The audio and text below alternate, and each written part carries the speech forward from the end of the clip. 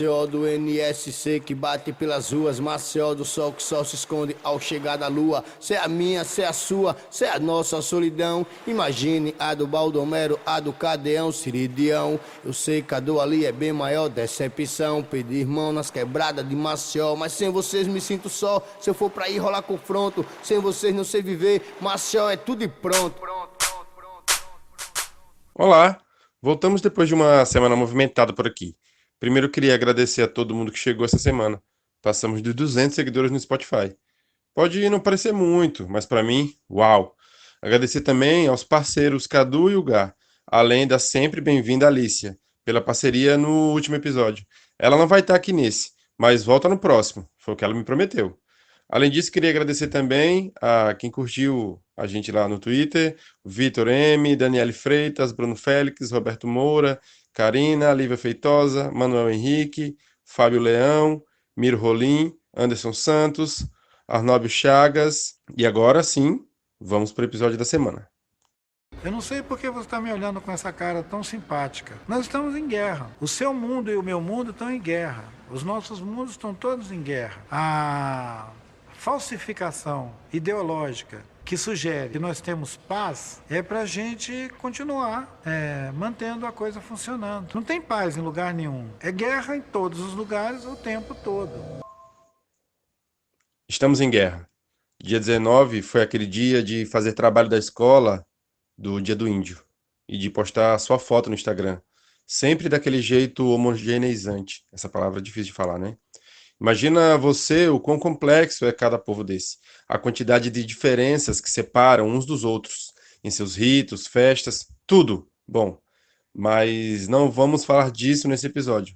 Vamos nos concentrar numa questão específica, a educação indígena. Bom, mais ou menos, né? A gente vai falar um pouquinho de outras questões também. O estado conta com 17 escolas que atendem aos povos indígenas. Ao todo, essas unidades reúnem mais de 3.000 estudantes. A rede atende 9 dos 12 povos indígenas alagoanos, com escolas específicas: Jiripancó e Catoquim, em Pariconha, Coiupancá, em Inhapi, Aconã, em Traipu, Cariri Chocó, em Porto Real do Colégio, Carapotó, em São Sebastião, Tinguibotó, em Feira Grande, Chucuru Cariri, em Palmeira dos Índios, e Vassu Cocal, em Joaquim Gomes. As escolas ofertam educação infantil e ensino fundamental. 7 oferecem o ensino médio. Este ano, a rede estadual também implantou pela primeira vez o ensino integral em uma escola indígena, a Cacique Alfredo Celestino, na Serra da Capela, em Palmeira dos Índios. Essas informações foram tiradas do site da Secretaria Estadual de Educação. Foram divulgadas no dia 19, no bojo das homenagens ao Dia do Índio. Nós resolvemos tentar entender um pouco da realidade do chão da escola indígena.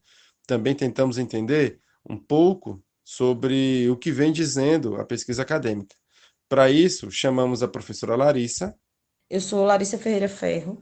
Eu sou formada em psicologia pela UFAL, Palmeira dos Índios, né? Eu sou formada em pedagogia pela Uninter. Eu tenho especialização em psicopedagogia, mestrado em educação e estou terminando doutorado em educação pela UFAL. O mestrado eu cursei na UFES, lá em Sergipe. Trabalho na Escola Estadual Indígena Balbino Ferreira, aqui em Palmeira dos Índios. E o professor Jorge. Eu sou Jorge Luiz Gonzaga Vieira, professor com formação em filosofia, teologia, jornalismo e direito, com mestrado e doutorado em pesquisa sobre populações indígenas. O mestrado foi no Mato Grosso do Sul, sobre o povo Terena, e o doutorado sobre os povos indígenas de Alagoas, 5 povos lá do Alto Sertão de Alagoas: Jeripancó, Calancó, Catoquim, Caruazu e Coiupancá.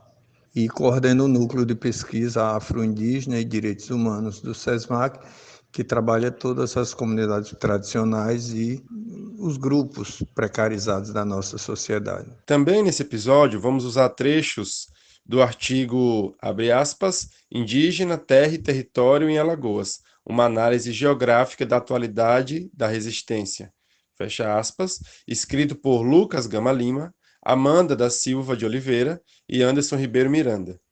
Nele, por exemplo, podemos encontrar qual a população indígena em Alagoas, cerca de 20 mil pessoas. Dessas, 11 mil morando em aldeias. Os números foram retirados do banco de dados da Secretaria de Saúde Indígena. O artigo não traz apenas informações estatísticas, ele lembra questões como, abre aspas, a formação territorial alagoana foi construída a partir da invasão dos portugueses, que deflagraram o empreendimento monocultor canavieiro no litoral do estado, esbulhando as terras indígenas e engendrando a dispersão e o desaparecimento de algumas etnias, a exemplo dos caetés, implacavelmente perseguidos no século XV, fecha aspas. Primeiro veio a dispersão, depois o aldeamento. Lá no século XVIII, dizem os pesquisadores, esses lugares eram reservados aos índios não hostis e administrados por religiosos, ou seja, pela Igreja Católica. Abre aspas. Tratou-se de uma ação coercitiva que inseriu diversas etnias dentro de uma área delimitada, com o fito de controlá-los por meio do aculturamento e do uso de sua força de trabalho nas fazendas. Fecha aspas. No século XIX, os aldeamentos foram extintos. Abre aspas. Em Alagoas, os aldeamentos foram extintos através do decreto datado de 1872 e expedido pelo então presidente da província, Luiz Rômulo Pérez de Moreno. Tal medida representava uma tentativa de silenciar os indígenas, facilitando a narrativa oficial de seu suposto desaparecimento e ou integração à denominada Sociedade Nacional. Adicionalmente, também, proporcionava a futura apropriação dessas terras pelas oligarquias agrárias e o aumento do contingente de indígenas disponíveis para a venda de sua força de trabalho em meio a um contexto de expansão das relações capitalistas no campo. Fecha aspas. Expulsos, aldeados, desterritorializados. Não tinha como nesse cenário se manter uma identidade, até mesmo como mecanismo de proteção ao preconceito. Uma parcela ainda ficou sob a tutela do Serviço de Proteção ao Índio, que via a condição de índio como transitória, com o Estado brasileiro executando uma política indigenista, destinada a converter o índio em um trabalhador nacional. Após a Constituição de 88 e o movimento de retomada, o cenário mudou um pouco em Alagoas. Somaram-se aos Chucuru-Cariri e aos Cariri-Chocó, já envolvidos nesse processo há décadas, mais 10 etnias, que protagonizaram ações públicas em todas as regiões do Estado, para conferir visibilidade à reivindicação pelo reconhecimento étnico e demarcação das terras. Desde então, existem no estado de Alagoas 12 etnias indígenas, a saber, Aconã, Jeripancó, Caiancó, Carapotó, Cariri-Chocó, Caaruazu, Catoquim, Caiopancá, Pancararu, Tinguibotó, Chucuru-Cariri e Vassu-Cocal. Dessas, apenas 2 possuem sua situação fundiária oficialmente regularizada. As demais etnias continuam pressionando para o andamento mais célere do rito processual de formalização integral de suas terras perante o Estado.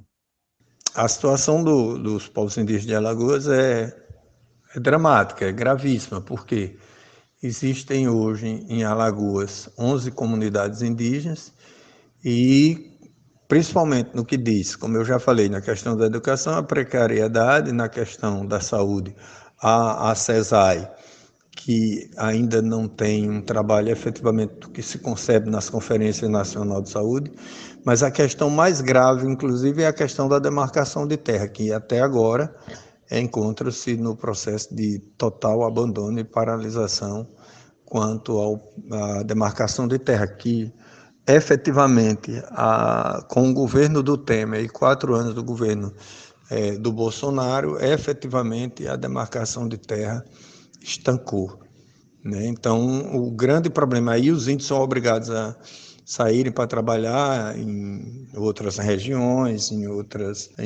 busca de trabalhos para sobrevivência. Então, passam em torno de 6 meses trabalhando em empresas terceirizadas no sul do país, né? E depois voltam para a aldeia e quando volta não tem efetivamente nenhuma condições de manutenção e continuidade do seu trabalho. Infelizmente é isso. Voltando à questão da educação, a professora Larissa falou um pouco do dia a dia do ambiente escolar na aldeia. A escola indígena que trabalho fica localizada na aldeia Serra do Amaro, perto do povoado Amaro.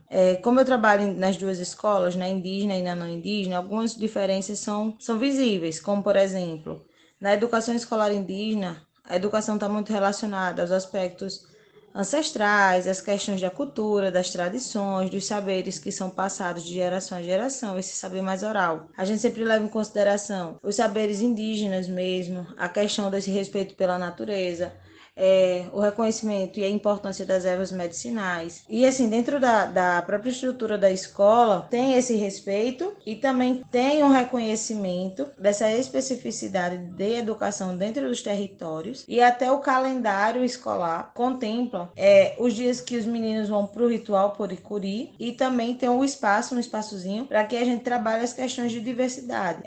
Do primeiro ao quinto ano tem as aulas de cultura, então assim, tem um professor indígena que atua dentro da comunidade, que trabalha as questões da cultura mesmo, as questões étnicas. Aí vai desenvolvendo com os alunos. Diferente da escola tradicional, que separa o ambiente escolar da vida lá fora, na educação indígena, essa separação é impossível. Nas escolas indígenas, está muito atrelado. A escola ela é dentro do território. A escola indígena ela sempre traz o nome de uma liderança, alguma liderança que foi importante para aquele povo. E aí o que acontece nas escolas indígenas é que está muito atrelada a relação da educação escolar indígena com a educação indígena. Qual é a diferença? A educação escolar indígena é aquela educação desenvolvida dentro da escola, a partir da matriz curricular, de um saber que é passado a partir das normas, das orientações do Estado. E a educação escolar indígena, ela não é só isso, ela também leva em consideração a educação indígena. A educação indígena é esse saber que a gente aprende com os nossos pares dentro do nosso território, com os nossos avós, nossos tios, nossos parentes. E tem a temática indígena, que é o assunto correspondente às questões indígenas, que também é desenvolvido dentro da escola. Qual é a diferença das duas escolas? Que a educação escolar indígena, ela tem esses atores que são indígenas dentro do território, levando em consideração toda a sua ancestralidade. A educação não indígena, ela leva em consideração somente as questões relacionadas ao saber ditado pela matriz curricular. Ela considera, sim, a partir das ações que as escolas desenvolvem, né? Por exemplo, o Dia dos Povos Originários, o Dia de Resistência Indígena, mas é um dia só o dia 19. Mas não é próxima da realidade dos povos indígenas, sabe? Porque na educação escolar indígena, quem faz a educação escolar indígena são os próprios indígenas, os pais dos meninos que são indígenas. Então, assim, tá todo mundo muito atrelado, né? Os pais estão dentro da escola. Já na educação não indígena, não tem essa proximidade, né? Os pais vão quando tem uma reunião, chamam os pais vão para a escola. Os alunos não têm essa proximidade com o território, com o sagrado ou com a natureza, né? Esse olhar mais próximo. Está muito voltado para as questões mais avaliativas, né? Os indicadores. Não que a não indígena também não perceba a importância, percebe. Mas na não indígena, não que é indígena, né? Não perceba a importância. Mas que na educação não indígena, as questões estão muito direcionadas somente aos resultados quantitativos. Não está olhado para esse todo, esse macro, que a ancestralidade traz. Larissa me lembrou uma outra fala de Ailton Krenak, essa aqui. Sobre o meu comentário acerca da educação, as pessoas talvez achem que educação é um termo tão genérico que cabe em tudo. Aquilo que as crianças fazem quando são conduzidas a um ambiente identificado como escola, se vocês quiserem chamar isso de educação, ok. Eu já vi a realidade disso e eu prefiro chamar de domesticação. Uma cultura, uma sociedade que de forma estruturada espalha essas cápsulas pelo mundo afora. Independente de você estar na América, na África ou na América do Sul, você despacha a criança para um lugar de domesticação e chama isso de educação, você está colaborando com esse quadro clínico de total desajuste do ser com o mundo onde ele se move. A escola deveria estar no centro de um debate sobre pertencimento e território, mas estamos em um buraco tão fundo que o pânico gerado pelas recentes invasões a escolas fez o poder público deixar esse espaço ainda mais com cara de presídio. Mas voltando à educação indígena. Bom, a dificuldade é a falta de recursos humanos dentro da escola, que é necessário, a gente não tem. Hoje a gente está vivenciando a dificuldade do próprio livro didático, porque está faltando livro, e quando a gente tenta conseguir livro, a gente vai na opção do remanejamento, então a gente não tem. Tem pouquíssimos livros na escola para esse ano de 2023. A nossa escola, recentemente, ela passou por uma ampliação, e aí melhorou muito a nossa vida, porque antes nosso problema era a infraestrutura, hoje não é mais. E assim, o que o governo fez, o que o governo faz é pagar os funcionários, os monitores, né? E essa reforma, ampliação, que foi feita na nossa escola. O que falta é os recursos humanos. A gente precisa de recursos humanos para poder atuar na escola, coisa que a gente não tem. E onde entra o poder público? A FUNAI, desde quando ela passou a educação escolar indígena para o Estado, ela já não atua diretamente nessa frente. Tem nas reuniões representantes da FUNAI, mas que não é assim hoje o foco da FUNAI, a educação escolar indígena, né? Então, assim, o poder público ele atua nas frentes de pagar o trabalhador, da reforma que funciona na nossa escola. Tem outras escolas em Alagoas que não foram reformadas ou estão precisando de construção e não aconteceu.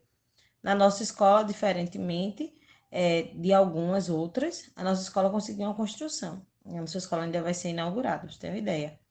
Mas, assim, em outras frentes, o poder público não nos ajuda. Tipo, seja na lotação de profissionais para atuar com crianças com deficiência, seja nos profissionais de apoio que são necessários para o funcionamento da escola. Né? Uma coisa que eu também chamo a atenção é a falta de capacitação docente. Hoje, com tudo no EAD, no EAD, no EAD, é ofertado, em algumas vezes foram ofertadas, formações online, mas todo mundo sabe que a formação online pouco acrescenta. Eu, né, não vou mentir. Então, assim, formações, capacitações para atuação com os alunos dentro da sala de aula não foram ofertadas. Então, assim, a gente reconhece a presença do poder público, a gente reconhece algumas coisas, alguns pontos positivos e também a gente percebe algumas faltas, principalmente quando o aluno tem deficiência matriculado dentro da escola da aldeia, né? A gente não tem um auxiliar para atuar com essa criança. Lógico que nas escolas indígenas tem muita carência de profissionais de apoio, que são o merendeiro, o vigilante, o agente administrativo, essas pessoas que compõem a escola e que são necessárias para o funcionamento da escola. Então, a gente aí já está em abril e esses profissionais ainda não estiveram, né? Não foram lotados. O professor Jorge falou de outros problemas. Como eu já disse, a grande questão, a prioridade número 1 é a demarcação das terras. O primeiro passo que o governo deve tomar. E depois, junto a isso, claro, desenvolver política agrícola que tenha, de acordo com os modos de produção de cada povo, a educação, a saúde, né? São extremamente importantes. Então, tem que fomentar políticas públicas que atendam efetivamente os interesses dessas comunidades. Então, é nesse nível, é nesse caminho que podemos pensar um futuro que fortaleça exatamente essas comunidades. Em entrevista à mídia Caeté, Marcos Sabaru, da aldeia Tinguibotó, disse, abre aspas, e as políticas dos povos indígenas, quais são? E estão onde? Onde estão as políticas de desenvolvimento da agricultura, a publicação, que é mais importante? E as políticas de saúde? Então, é preciso de caminhar. O que se precisa, na verdade, é de território demarcado, política de produção sustentável, onde a comunidade produz alimento.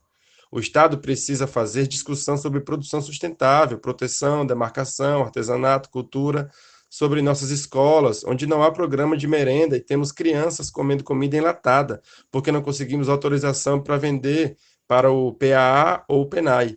Daí mesmo que a gente produza, como escoar? Em Alagoas, estamos há mais de 25 anos sem terra demarcada.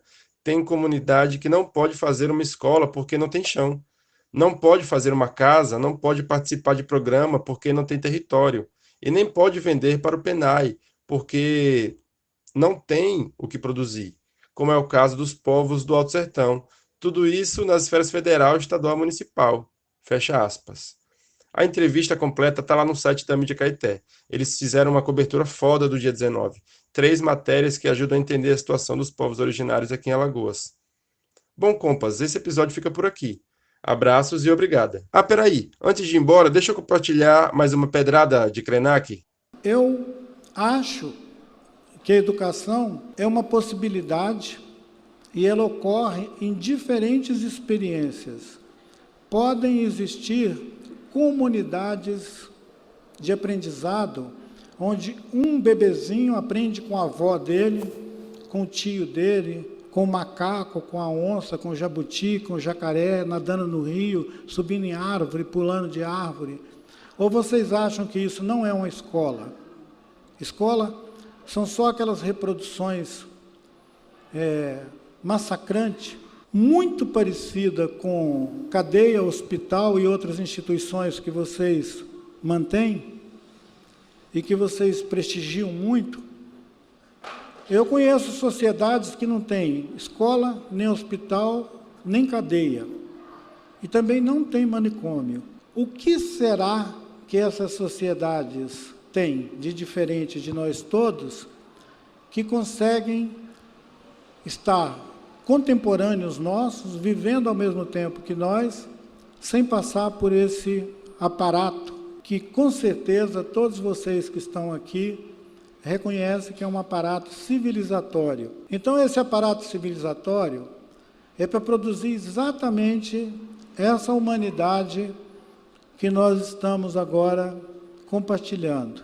Eu estou vivendo uma experiência com a minha família e com o povo Krenak de velar o corpo de um rio. Eu queria convidar vocês para experimentar, em algum sentido, se você, a sua família, seus parentes todos, fossem capazes de, sem precisar de nenhuma convocatória, parar o movimento da vida para velar um rio, uma montanha, uma floresta. Aí vocês iam saber o que é luto. Agora sim, em té. Tá bom?